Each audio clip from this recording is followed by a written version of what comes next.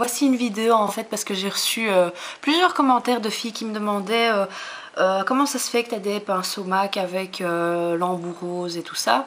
Et elles se demandaient si c'était des pinceaux spéciaux ou si c'est moi-même qui les faisais. Donc je vais vous montrer en fait ce que j'ai fait de tous mes pinceaux MAC. Je les ai tous faits. Donc voilà, c'est Made in Zina Pin-Up. Donc regardez, je vais vous montrer ce que j'ai fait.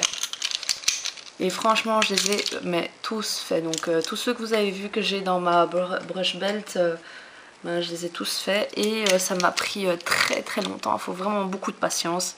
Donc voilà, il y a ceux encore qui sont dans ma brush belt. Mais bon, je ne vais pas vous les montrer. Hein, et je les ai vraiment tous faits. Et donc voilà, ce sont mes pinceaux MAC. Je les ai customisés parce que je voulais quelque chose de spécial. Un peu de rose dans ces pinceaux aussi tristounets, tout noir. Donc voilà, j'ai fait moi-même tout ça et ça m'a pris énormément de temps. Donc j'ai pas pensé à vous faire un tutoriel parce que je me suis dit bon c'est simple hein, mais faut avoir la patience. Franchement, si vous avez autant de pinceaux, beaucoup de temps, beaucoup de temps. Donc ce que j'ai fait premièrement, c'est que j'ai choisi un vernis à ongles. Donc j'ai pris un China Glaze, le néon pink, je pense que j'ai pris. Et donc j'ai mis un contour, enfin j'ai fait un rond. J'ai vraiment été très précise hein, pour tous les avoir bien ronds, que ça ne fasse pas cet effet bâclé. Donc j'ai vraiment fait un rond rose. J'ai laissé sécher un peu et j'ai remis une deuxième couche. Et après j'ai pris des strass hein, que j'ai acheté. Et donc j'ai mis un strass au moment où c'était encore un peu humide.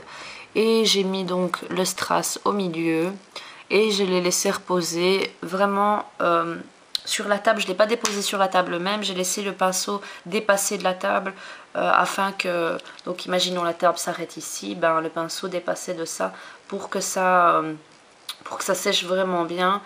Et donc je retournais de temps en temps le pinceau, comme il y avait eu deux couches qui ont été mises, ben, pas risquer que le vernis coule d'un côté. Enfin, je pense que vous voyez ce que je veux dire.